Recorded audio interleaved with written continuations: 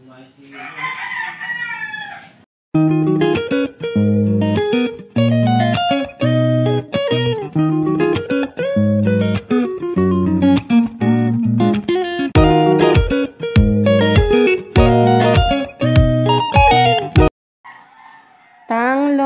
peach, ayan.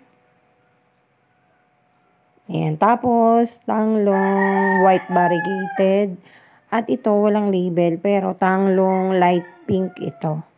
So, welcome back po ulit sa aking channel. For today's video, magre-repat ako ng mga tanglongs para makatipid ng space.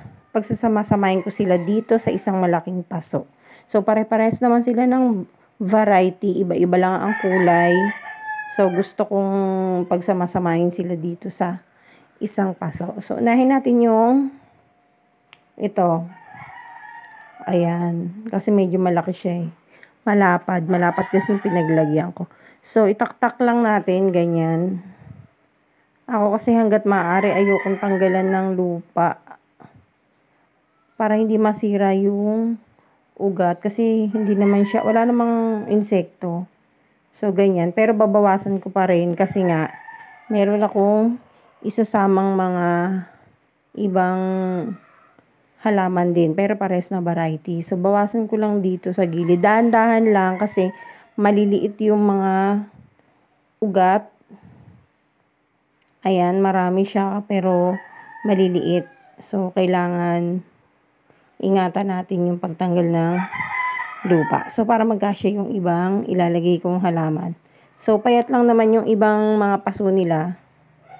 Kaya, payat lang din yung lupa na nandiyan dyan. So, susunod ko tong isa. Itong tanglong peach. Ay, light pink pala. Ayan. Tak-tak lang ulit. Ayan, ganyan. So, ayan, nakuha ko na siya. Mahaba. Hanggang ilalim na yung ugat niya kasi medyo matagal na din to.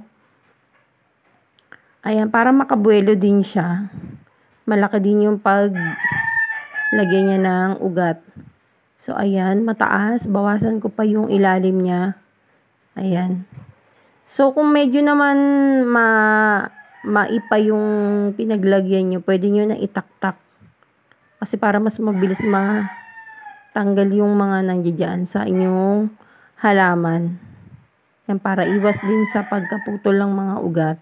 So, ayan, dandahanin ko lang ulit. Ayan, bawas lang para magpantay sila. Ayan. Oops, usog natin. Bawasan ko rin to ng konti. Para medyo magkasya. Ayan. So, ayan. Ayan, ilagay ko na to dito. Ayan, dalawa na sila. So, ayan, ayos ko lang yung mga sa kanila para hindi magka-sira-sira. Ayan. Bawasan lang natin ng konti dito. Oops. Ayan, lagyan ko ng ano kasi na medyo nakaangat. Ayan. Ayan, okay na. So, ganyan. Tapos, lagyan ko lang ng lupa na dun. Ayan. Para mamaya hindi na gano'ng mahirap siksikan ng lupa. So, ayan.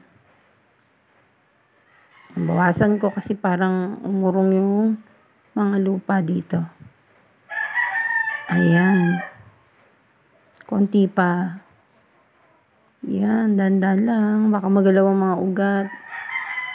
Baka malanta kasi kahit stable na yan. Minsan kasi kahit stable pag nagalaw yung ugat nalalanta sila tas namamatay din. So huli na natin tong tanglong white variegated. Medyo malaki din yung pinaglagyan ko dito na paso cone. Kaya lang gusto ko kasi silang pagsama-samahin para meron ako mailagay na ibang halaman dyan sa mga paso na yan. Ayan. Hindi pa siya ganong nakapag-ugat sa ilalim mo. Ayan, pero buhay na yan. Kasi medyo bago-bago lang din ito. Gusto ko lang silang pagsama-samahing tatlo. Ayan. So, isang variety lang pero iba-ibang kulay. Isang peach, isang light pink, at isang white. So, ayan. Tapos yung dahon ng isa ay Para na nga siyang nag-yellow. Oh. Pero variegated. Variegated yan. Tas white ang kulay niya. So, ayan. Nailigay ko na, pupunuan ko lang to ng lupa. So, yung ibang lupa, okay pa naman. Ibabalik ko lang din dyan. Yan, para masiksik. Kasi medyo malaki tong paso. Medyo maraming lupa din yung kailangan ko. Ayan, ayos ko lang sila. Ayan, ibabalik ko lang yung mga lupa. Tapos, ipe-press ko lang para walang hangin dun sa mga gilid-gilid niya. Yung mga singit-singit. Ayan. Lagay ko lang dyan. Ayan. Ayan, ayos ko lang to. Ayos natin para hindi salasalabat yung mga sanga. Ayan. Para pag tumubo, maganda na. Okay, yan. Tapos dito na tayo sa may pinakalupa niya. Ayos ko lang ng konti. Ayan, ganyan. Para masiksik natin yung mga gilid. Siksikin natin. Yan. Para kapag dinilingan natin, hindi siya iilalim yung lupa. Dagdagan pa natin. So, ang dinadagdag ko lang ay loam soil dito sa pinakaibabaw. Hindi ko na nilagyan ng ipa kasi kinakaykay ng mga ibon kapag nilagyan ko ng ipa dito sa may ibabaw. Kapag hinaluan ko, sigurado kinabukasan, makikita ko yan.